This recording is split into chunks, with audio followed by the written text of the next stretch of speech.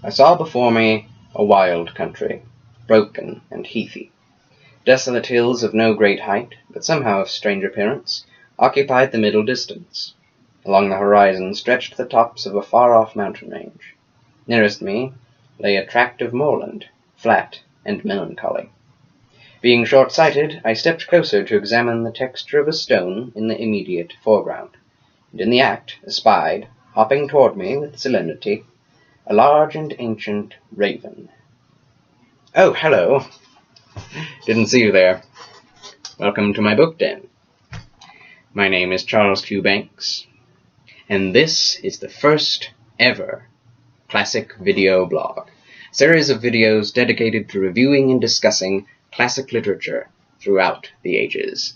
And today, by popular demand, we shall be looking at Lilith, a romance by George Macdonald. So as I begin, may what C.S. Lewis once said of me be true. The critic is to have that character that George Macdonald ascribed to God. Easy to please, but hard to satisfy. Now then, before I get into the review, I must warn you that this book is not for the faint of heart. It is a gothic horror of fantasies, a dark and serious book with a dark and serious spiritual world, wherein ghosts, monsters, and wereworms, yes, I said wereworms, exist. Even my sister, who is much more of an authority on the classics than I am, protested Lilith as my first choice in these videos, stating, and I quote, "Lilith may be too ethereal and non-concrete for your viewers to begin with." And I agree wholeheartedly. Not only is it dark, but there are tons of symbols, ideas, and metaphors which may easily confuse the casual reader. But that is exactly, in my opinion, the reason why I should review it. For I firmly believe that in doing this review, I may give to the reader a few skeleton keys, if you will, with which one may unlock the iron doors of confusion which bar the way to the courtyard of comprehension, so that anyone, when I say anyone, except maybe those under the age of 12, may enjoy the topmost subtleties and characters contained in this book. But even beyond that courtyard of comprehension, there is a whole castle of mystery and riddles which the book still holds in store for those willing to explore it. So what is the first key to understanding Lilith? Well, to understand Lilith is to understand the author, George Macdonald. Let me give you a history lesson. He was born in 1824 in Scotland. Was raised in a very Calvinistic Christian community, so many of the ideas and dogmas of the church, such as God's irresistible grace, especially the doctrine of election and sovereignty, weighed very heavily upon his life and shaped his reality. For he was studying to become a pastor in his church. However, he did not simply give in to this status quo, but ended up resisting those dogmas. In fact, when the doctrine of election was first explained to him, the doctrine that only the elect whom God should choose can go to heaven, he broke down and wept. He was moved to tears because of grief. Need I say more?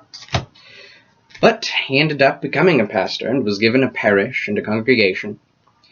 But instead of preaching sovereignty and the doctrine of election, he ended up preaching instead universalism, which states that through suffering and time and perhaps a time in purgatory, suffering either in this life or the life afterward, all, indeed all, sinners and saints alike, will be received unto God in heaven. When the church elders heard this, they were not so happy. In fact, they halved his salary and ended up taking away his patronage and his parish and congregation. And George Macdonald had to support himself. And that's basically when he began to write. Now Lilith was written in 1895, only 10 years before his death in 1905. Lilith is therefore considered, arguably, to be the book into which most of Macdonald is imbued, most of his own thoughts and beliefs. So, like I say, these simple facts about his upbringing and struggle with the mainstream church are one of those keys that can inform our ideas about what this fellow was thinking when he wrote these books. The themes of salvation, spiritual growth, spiritual warfare, and especially life and death are central to the story of Lilith as a whole, but also theology informs every little detail contained therein. If you don't know this, you'll probably be confused, like I was, with very much of what he was saying, at least in the beginning. Now, this is a brilliant theologian espousing his religious beliefs through the medium of fantasy, which both cloaks his meaning in enjoyable mystery and reveals it in its own glory. With that thought, I segue into reviewing the plot to prove that very point. There is much more to be said of our friend George, but I must move on. I encourage him to research him yourself. It's a great idea, isn't it? I could just write my own plot summary, but allow me just to read the synopsis on the back of my book. Now, that's a practice I would encourage any reader not to do if you don't want the book to be spoiled for you. But in this case, the story is so much more complex than the synopsis can ever make out that it couldn't hurt to read the back of my copy. Okay. Lilith, a Romance, is George Macdonald's 1895 fantasy novel, which is the story of Mr. Vane. Isn't that a great name? Mr. Vane. Goodness. The owner of a library that seems to be haunted by a former librarian. When Vane encounters this apparition, he comes to discover that it knew his father, who now resides in the region of the 7 dimensions. Vane follows the apparition to this strange new world where he encounters the House of Beds, the Little Ones, and Lilith, the Princess of Bulika. A fantastical journey through a mystical world, Lilith is considered one of Macdonald's darkest and most profound works, one that concerns the very nature of life, death, and salvation itself. Before I say any more, let me just get this out of the way. The word romance, in terms of, a romance, this novel, Lilith, a romance, it doesn't have really anything to do in this context to affection, amour, or love. It basically just means, in the original sense, adventure or excitement.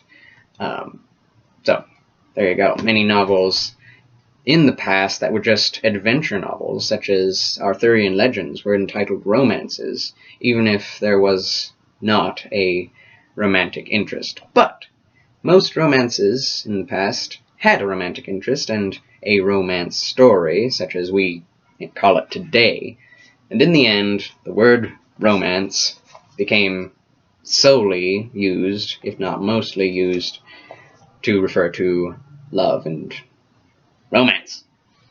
Now, like I said, the story is so much more complex than what I already read, so allow me to add a few words to that synopsis. Yes, Mr. Vane enters this world and has many fantastic and dire adventures, but the purpose of all this is more to the point. And that purpose is mostly the journey through which Vane goes. And the reasons are these. He has to find out where he is, firstly, why he is there, secondly, and what he has to do there, thirdly. But even these are subplots to the main point. Another point is who he is, his identity. So there's an element of self-discovery in this book. There's also the mystery of where his father is and how he got into this world, and the question of how to find him. But these are all just surface plots before he even meets Lilith. That's just the tip of this monstrous metaphorical iceberg. I mean, it's massive, the implications which are implied by the way this guy writes. You could take months just thinking and pondering the meaning contained in the first half of the book alone. Actually, that's exactly what I did. In fact, it took me about 2.5 months to read through this thing because of the mental effort needed to wrap my mind around the implications of the narrative style. Which brings us to the writing. The writing is an incredible example of metaphorical writing, fast-paced dialogue, as well as incredibly visual writing, which I personally enjoy. Some of the most unique characters, scenery, and circumstances in fantasy take place in this book, which, most modern fantasy authors' attempts at originality are utterly put to shame by Lilith. C.S. Lewis himself, the author of one of the most widely acclaimed fantasy series in history, had this to say of Macdonald's writing. Let me read it. Quote, "I've never concealed the fact that I regard him as my master. Indeed, I fancy I have never written a book in which I did not quote from him." End quote. Isn't that crazy? That's C.S. Lewis, just about the greatest writer of the 20th century, attributing his excellence to someone else. And I can see why. Before Macdonald, no fantasy writer, excluding stories like Grimm's fairy tales, had the guts to take a fairy tale realm and story and use it to discuss serious questions of theology, identity, sorrow, death, and mourning in a novel form. You can definitely see Macdonald's inspiration in the Chronicles of Narnia, especially, what with the ways that the characters get to Narnia, very closely mirroring, get it, mirroring, just read the book, the portal scenes, in other words, in Lilith, a battle where animals rise up against the establishment, and the fact that the fantasy realm is a conduit for a Christian message, that it has a strong female character as the magical and royal villain. All of these are similarities to Macdonald's Lilith. He gets some from Phantastes, but that's more abstract, even more abstract than this book. But the similarities end there. Macdonald's writing in Lilith and Phantastes border on the incorporeal in their narration of events that only have meaning or impact in a spiritual or metaphorical way. While this brings amazing depth to the stories he writes, it also has the negative consequences of absolutely mangling the story's timing and pacing. I mean, in some points, it's just plain boring. In other points, it's like, come to the point! Which is basically the same thing. So there will be long stretches of descriptive scenery, followed by long stretches of self-questioning and emotional introspection by the main character, followed by scenes of insane occurrences and action sequences that make no sense until the end of the story, and long stretches of expository dialogue, all of which work together to slow down the story and disinterest the casual reader. In retrospect, however, all of this, the dull scenery, the descriptive imagery, and the choppy dialogue all end up having a positive purpose and logic to them, which can be extremely satisfying when tied together. One such part of the book, which serves as a good example of what I just said, is the first 30 pages, in which the main character, Vane, stumbles into the other world multiple times, and each time meets with the ghostly Raven. Every time this happens, they engage in a Lewis Carroll-style debate about the essence of reality, in which the Raven is seeking to challenge Vane's preconceived notions about how the universe works in order to bring him to a place of absolute submission and humility to a spiritual point of view. At first, their conversation is engaging and it's witty and whimsical, but it very quickly gets old. It only gets punctuated by one of the scenes I already referred to, such as some more boring dialogue or descriptive scenery exposition.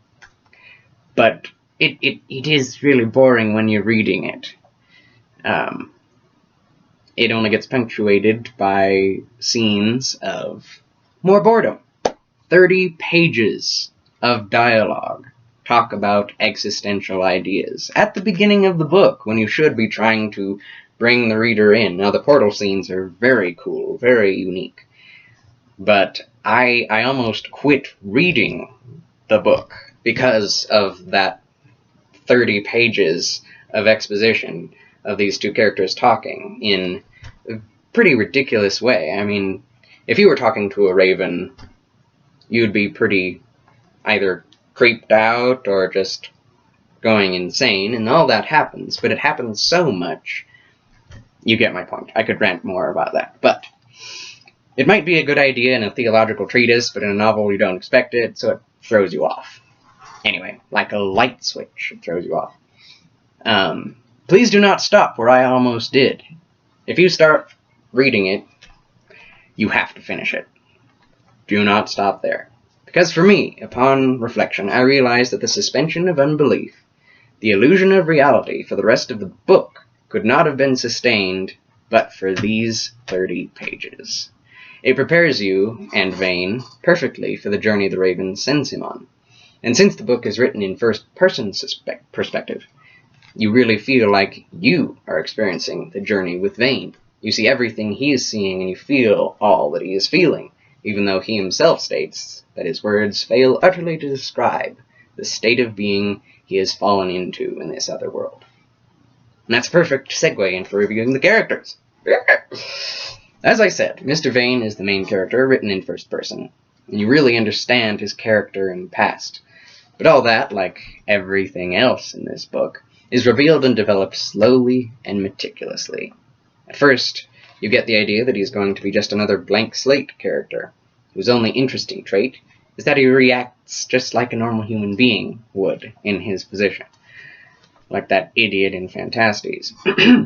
But the further you get into the story, the more Vane's personality, desires, preferences, motivations become clearer and clearer, deeper and deeper.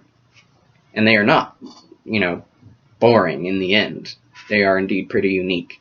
He is a memorable character, and while he may not be as fun to follow as the Prevency children, he does things that only Mr. Vane would do, which is a huge spot on for a main character.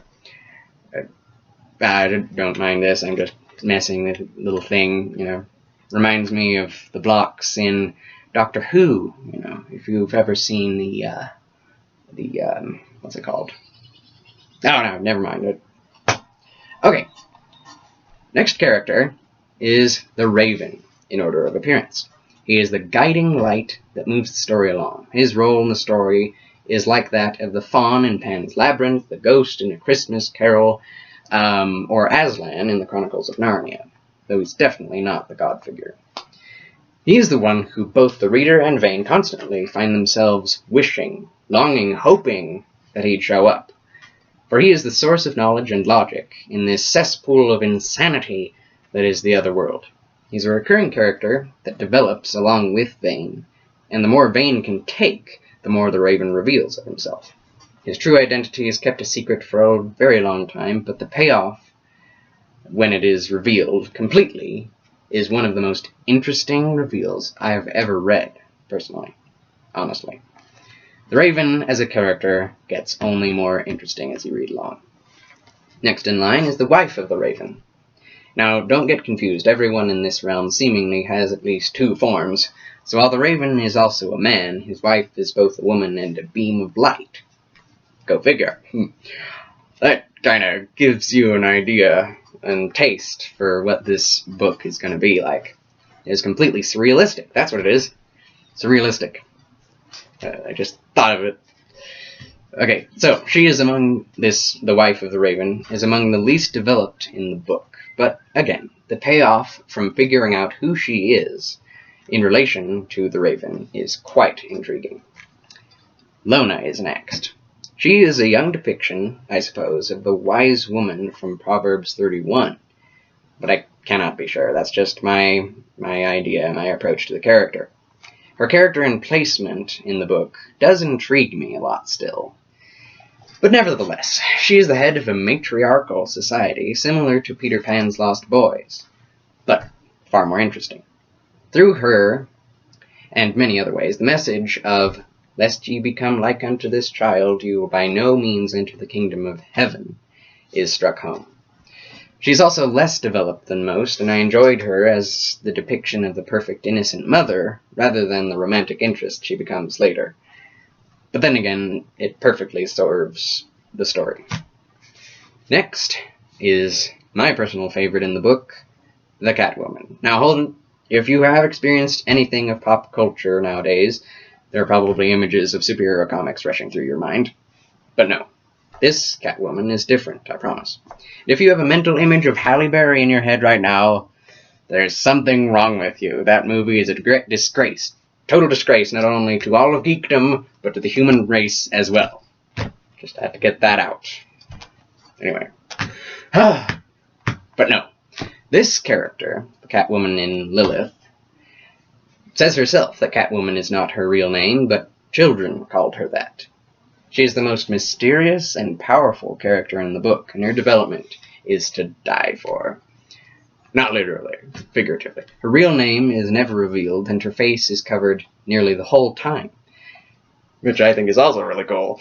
But her own ideas as to her identity and demeanor through the course of the book changes from good to evil, vacillates from one extreme to the other as you read. She is creepy yet comforting. She looks like one of the dark followers of Lilith, yet she helps Vane time after time. She gains your trust, then leads you into the worst scrapes you could ever get into. The story is interesting enough without her, but her presence magnifies the tension and the mystery of the narrative 10 times over. I have a theory that, and just take it for what it's worth, and read it with this in mind and see what you think. I have a theory that she embodies the Holy Spirit in the other world, but I don't know. You'll just have to read the book for yourself. Moving on. Finally, there is Lilith. Now this is where I need to give you a lesson in arcane occult knowledge, because without it, she will only confuse you most of the time. I would tell you to skip ahead because there are spoilers, but the fact is that Macdonald already kind of takes that for granted, that you know who she is and the mythology which he's working off of. So in reality, there are no spoilers to be had, especially if you never heard of Lilith before. Just bear me out and listen. Lilith, meaning night creature, night hag, or night owl in Hebrew, is a demonic entity in Jewish and Middle Eastern mythology, appearing in multiple texts, ranging from Egypt to Persia. Her origin story is different basically every time, but what she becomes and her character remains the same. In the version which Macdonald uses, she is the first wife of Adam, the first man, like in the Garden of Eden, made at the same time as Adam, who refuses to subject herself to the headship of God or man, and flees the garden to unite herself with the dark powers. Sometimes it's said that she united with Satan, sometimes with the archangel Samael, or the angel of death. If that were true, then what kind of world would that create? What would it mean for the spiritual realm? These types of questions, I believe, are the questions that Macdonald answers in writing Lilith. And he not only uses it to make a great adventure story, but he uses her to tackle difficult questions on death, damnation, and life after death. Now, as a villain, she is among the most brilliant I have ever read about. She appears throughout the book, although sometimes you don't even know it or realize it, which makes it an even creepier experience to realize that that's what you were looking at. And the identities of night hag, night creature, night owl are all paid, they play out in different scenes throughout the book, which I think is a really cool touch. Especially when you read up on Lilith, which don't do too much of that. It's creepy and demonic. So just listen to me. The real reason why she is such a great villain, though, is because of her relatability. In spite of all that demonic craziness of arcane knowledge in ancient Israel, all of us have within ourselves the dark desire to be unhindered by authority, completely independent of any need or aid, but we also desire to be loved, revered, respected, and protected at the same time, which requires us to be subjected to someone else at some point. This simple duality of nature is played out to the extreme ends by Lilith throughout the book, also deceiving you into believing that she is repentant and good, then shifting back into a horrible hag the next moment and back again. This transition is never forced, and leads to some of the most heart-wrenching, blood-curdling moments in all of George Macdonald's works. Lilith is a character not soon forgotten. There are many more characters worthy of note, but they do not require quite so much explanation or time as these, so you can just read about them on your own. And now we come to the end, folks. The summary conclusion. What did I think about Lilith? What did I think about the ending? What did I think about the lasting impression? Well, to be honest, it's not my favorite fantasy book. What C.S. Lewis ended up writing, what Tolkien ended up writing, some even of the modern authors that I've read recently are much better as a whole than Lilith and Phantastes. That doesn't mean that it's not among my favorites, but I personally don't agree with universalism, and I don't know what you believe, but I was a little disappointed at the end that that's what the payoff is, that it's about universalism, and what happens in the end really shows that, really shows Macdonald's ideas about universalism. It's extremely interesting to me. I'm kind of a theologian in my mind, in my soul, so I was really interested to read this different point of view for once. But like I said, it's boring at the beginning.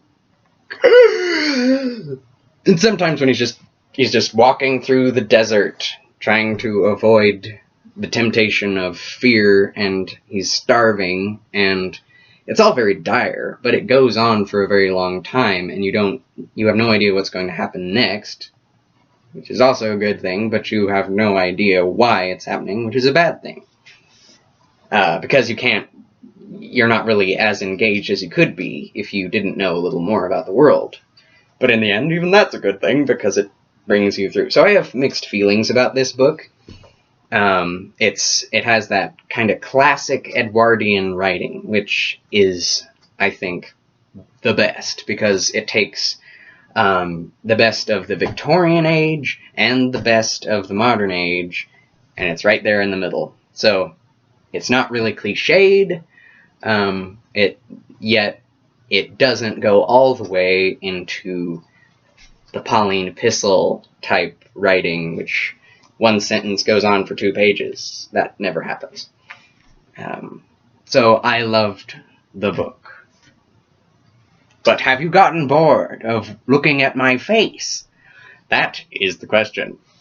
If you have, or if you have loved staring at my face and listening to my beautiful voice this entire time, then write in the comments, like this video, share it with your friends, family members, anyone who would be interested and anyone who wouldn't be interested, and we'll keep this show on the road. Seems like we're continuing with the classic gothic horror theme, so next week we shall be reviewing Dracula. Thank you for watching. Thank you for coming to my book den. I shall see you next time. God bless.